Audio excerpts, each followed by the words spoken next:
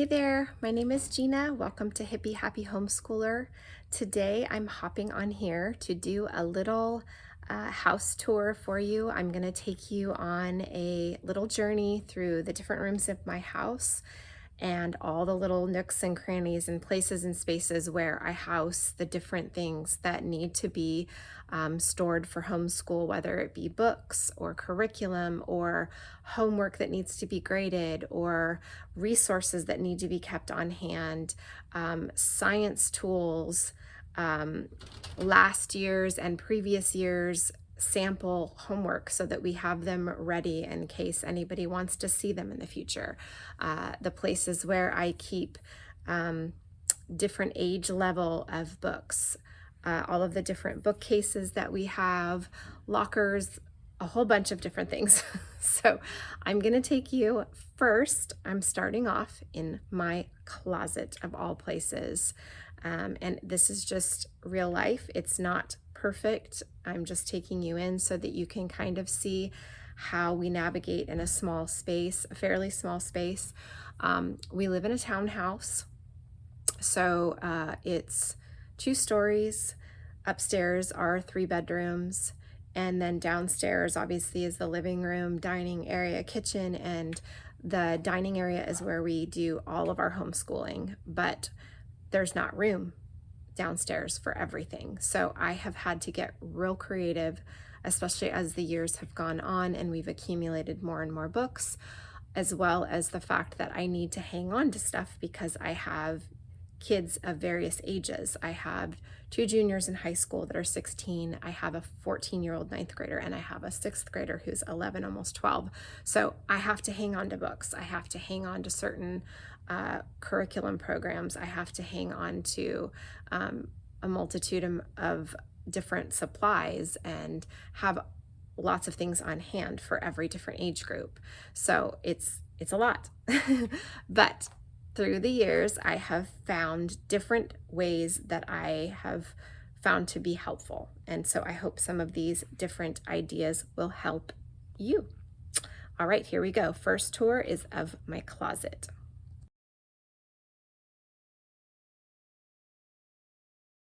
Okay, so I am currently walking into my closet. As you can see, it's a working closet of many different things going on here.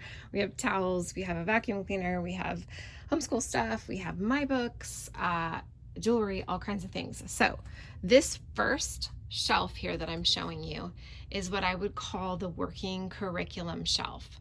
This is where I house the current school year books that we will be using throughout the year. And instead of giving every child all the books that they're going to be doing for the whole year and overwhelming them, I keep them in here and I pull them as needed.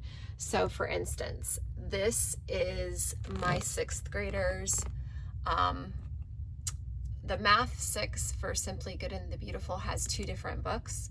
So I'm keeping her book 2 up here because she'll get to that when she gets to it. There's also different books that she's going to be reading. Let's see here, we have different science units that she's going to be doing this year. She's doing Kingdoms and Classifications this year through the Good and the Beautiful. She'll be doing reptiles and the health and physical body and ecosystems. So this is her side up here. Over here is my 9th grader. She has various different books that she's going to be reading. She's going to be doing various Good and the Beautiful units for science in compilation with the 101 series. I'm going to be doing a video about that because we found a really unique way to continue using the Good and the Beautiful for her 9th grade year because of her learning style. The Good and the Beautiful works. So we enhanced that with some other things. But that's for another time in another video. But anyways, these are all of hers. Got her Beowulf and Romeo and Juliet and all of that. This is my juniors shelf. So all of theirs is there. And then this is what our group family subjects working shelf is. So we've got different art that we're going to be getting into here. We've got all of the different YWAMs that we plan to pull for this year. We've got a few read alouds, some apologetics books, Plutarch, just a few things that we're going to get into. So there is that. So if you have a spare shelf somewhere and you don't want to give your kids all the books at once, try to find a way to sort of give them what they need to be working on now and then have everything in a separate compartment. I feel like it helps me organize in my brain because I know what they're working on right now, and then I have kind of an order, like these are the different books that my juniors are going to be going through over the next 7 months of school. And so I know this comes next, and then this comes next, and this, and this, and this, right? So hope that makes sense. Okay, moving on next.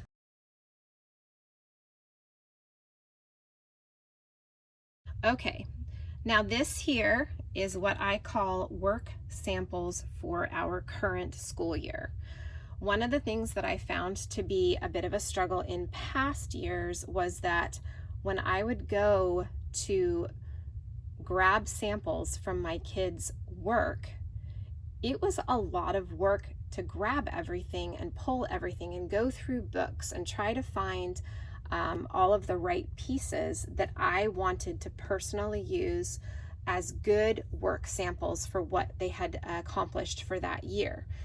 We live in a state where we don't have to do testing. We do multiple work samples of each subject. So what I found was that instead of going on a wild goose chase at the end of the year when I'm already stressed out and I'm trying to get everybody really up to speed on everything they're doing, instead of doing that, I just pull samples throughout the year. And so what I do is I color code them. I actually am in the process of needing to get a few more file folders because they have so many more subjects than what I have here. It's just, I need to get a few more. But anyways, as you can see, we have blue and there's some peach. I don't know that it's showing up that great on camera. There's some light pink, and then there's more of like a fleshy tone back there for all 4 kids. But I have it broken up into, history, science, grammar, literature pieces, geography, math samples, and miscellaneous art, all of the above. There's a different title for each child. And what I find to be really, really helpful is that as the year progresses, I just make sure that I'm keeping an eye on everything everyone's doing, especially if it's a paper or a really important science essay or lab work or whatever it is. I grab it from them and I put it in one of these folders, and then I know I have that already set aside for when May or June comes around and I'm ready to do the evaluations. I'm good to go. I don't have to be stressed about it. So I use just a basic egg crate, and that's what I call work samples. Okay, moving on.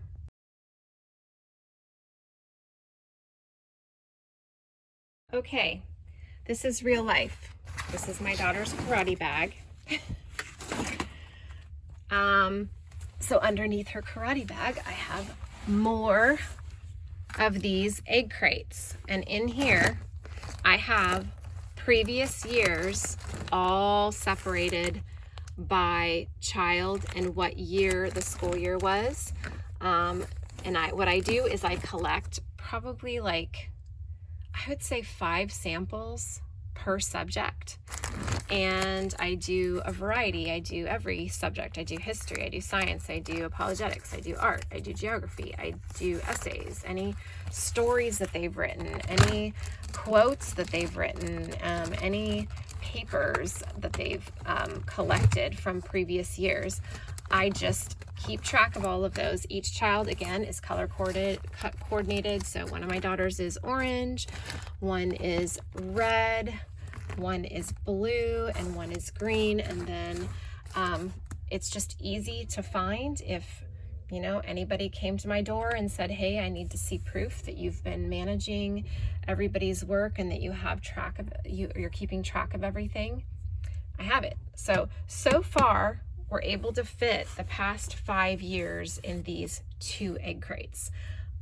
Now, when this school year is over, I'm going to have to move on. I'm going to have to get a new egg crate to move on. Another thing that I keep in these folders is every year I make up a daily work schedule. So I don't know if you can see this, but this was from, I don't know what year, I think this was 2 years ago. This was from one of my daughters, and it just has a listing of all of her responsibilities for each day of the week, all the work that she does on a daily basis. And that just, again, it just reinforces that, you know, we're keeping track, we're being diligent in keeping track of everything that we're doing. Okay.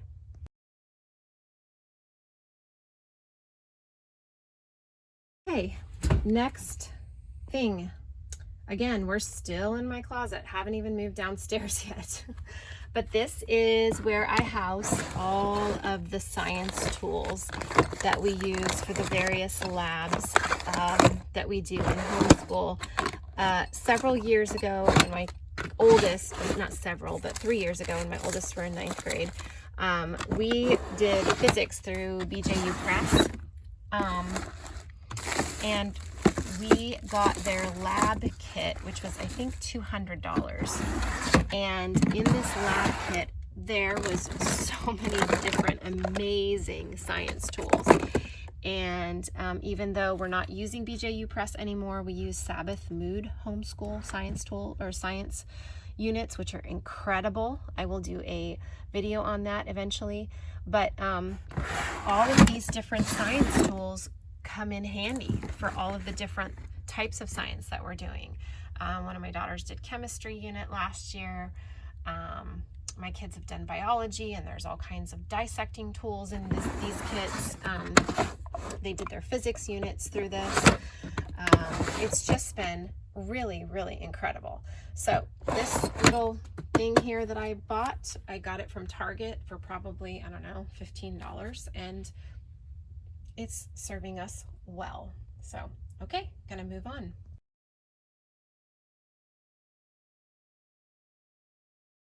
Okay, so now I am taking you into Homeschool Central. This is my dining room area. Like I said, we live in a townhouse, so we do everything at this table. We have a blackboard. If you want to see how we made that, you can go back in my videos. I talk about what my husband did to build a blackboard on a wall. It was a super simple process. This is our table. Meet Comet, our dog. And so I'm gonna take you over here to the lockers that we have. I bought these, I think about 4 years ago at Hobby Lobby. I'm pretty sure they still have them. I was so excited when I saw this because there's 4 lockers, and I have 4 kids. So it's really cool because what I do with these lockers, now what I used to do was each one of my kids had a locker. But now that my juniors are pretty self-reliant for the most part with their individual subjects, they house all of their work in a rolling cart, which I will show you what those look like in a second. I'm sure you're familiar with them also. So this locker is full of books that I'm currently doing for my own personal mother culture study. I have my own mom morning basket that I go through, and I'll show that in a different video, the different studies that I'm working on personally. This one is just housing some extra papers, but these bottom 2 is where I house my 6th and 9th grader, their studies, because they both have a few things that they need help with. And so those are the things that stay in the locker down here, because that is where I am at all times, is pretty much downstairs.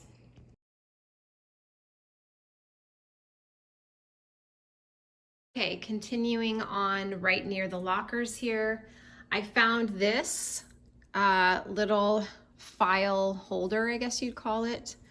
I found it at Home Goods, and it's 1, 2, 3, 4, 5. And so what I house in there is different books that we use for morning time, but that don't get used all the time. One of the things that I have down here is I don't know if you've ever heard of Anna Vance Paper Company, but I love the work that they do there. And one of the things that I bought for my kids this year was these commonplace books. If you're not familiar with commonplacing, sorry, it's a little blurry, I'm not really sure, but if you're not familiar with commonplacing, it is just the idea of keeping track of different quotes, scriptures, passages, things that really connect with you. And so I have been commonplacing for a long time, but I really find it to be one of the most important things about doing the work that we do is that we want to capture those things that we want our minds to be able to remember, those things that we want to reflect back on that will speak to us or teach us or remind us of good truths. And so I have my own, and all 4 of my kids have theirs. So there's that. We also have from Anna Vance Paper Company these prayer journals, which are so beautiful. I had all my kids' names personalized, so I have 4 of them, and it's so neat because she has different prompts in here: prayer for myself, prayer for others, prayer for thankfulness. There's just a ton of different prompts that she has in there. And so these are things that I bring out, like I try to bring out the prayer journals once a week for them. I also have just some other things that are just reference books, punctuation. There's this book we finished with it, so we don't need it any longer. But we also have the Evidence for the Bible by Master Books. And then over here, I don't know if you can see, but this is like a pretty sturdy piece, and it has 3 shelves, and I just house different teachers' manuals, like Memoria Press for a book that my daughter's doing, Fix It Grammar. My high schoolers are running through Fix It Grammar again, just to kind of refresh. So there's that. On to the next.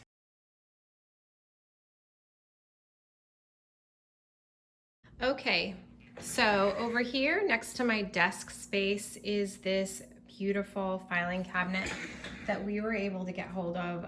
I will be honest, I don't even remember where we got it. I feel like we got it at a thrift store because we love to thrift and garage sale. So this is one of those things that we probably got at a thrift store from what I remember. So in the top drawer, I don't know why there's that there, but we love Charlie Brown. We have just blank paper and tape in here. In here we have all of our oil pastels for doing artwork. And then the most important is this down here. It's the legal size hanging folders, and what I do in here is in the front I have all of the different kids. I have work printed out as far as all the different books that they've read throughout the years. I have transcripts for my high schoolers in the different folders. I have sports folders, things that pertain to their extracurricular activities or anything that the home education office expects us to have. I have in these folders up in the front. I have different guides for the different kids. So my older kids are doing King Lear, my 9th graders doing Romeo and Juliet. They're also doing the Hound of the Baskervilles. I've got answer keys for math. I have various math help type of things in here that are laminated. I have a laminator and I pretty much go crazy with it because anything that I want to hang on to and keep in good condition, I do that. So there's that. I also have memory work in a file folder. We've got all of the different experiments that we do for the different sciences. We've got geography, sports, grammar, things like that. So that's that. And then I'll show you the bookcases.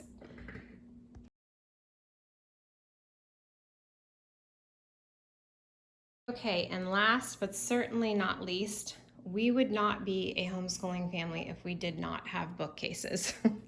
So we pretty much have them strategically placed throughout the house. As you can see, I have a big sectional over there in our living room, and behind the sectional is this big sort of multiple bookcases.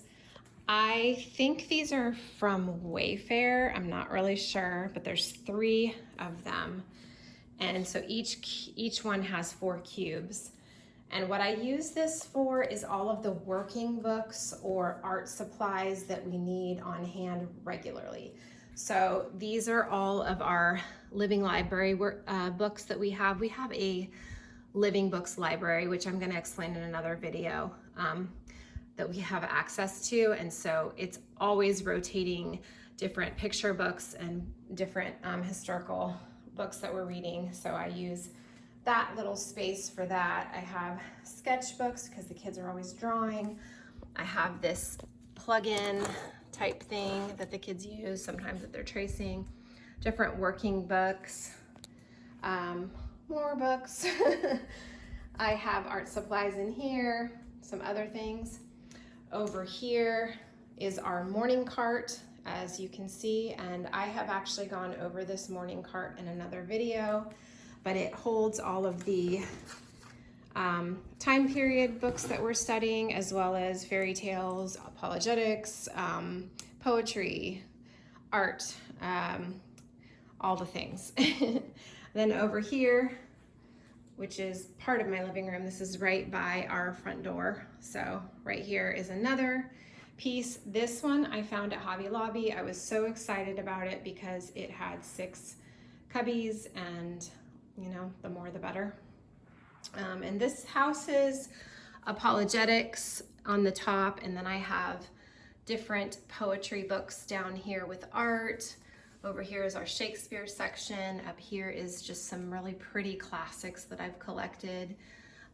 This is more a lot of different fiction books. And then down here is, again, more, there's Jane Austen down there, Shakespeare, a few Good and the Beautiful books, etc. And then last but not least, the big boy. So we have stairs, as you can see, and in our stairwell, we got this big bookshelf, and it's like 16 cubbies, I think. Yeah, so it's wonderful. I am so happy with it. This is our geography shelf, another geography shelf. We've got some trivia, and then all of our foreign language down here. This is more history, all of that. And then over here is some of the classics. We also have the C.S. Lewis Narnia series, more of the classics for younger readers.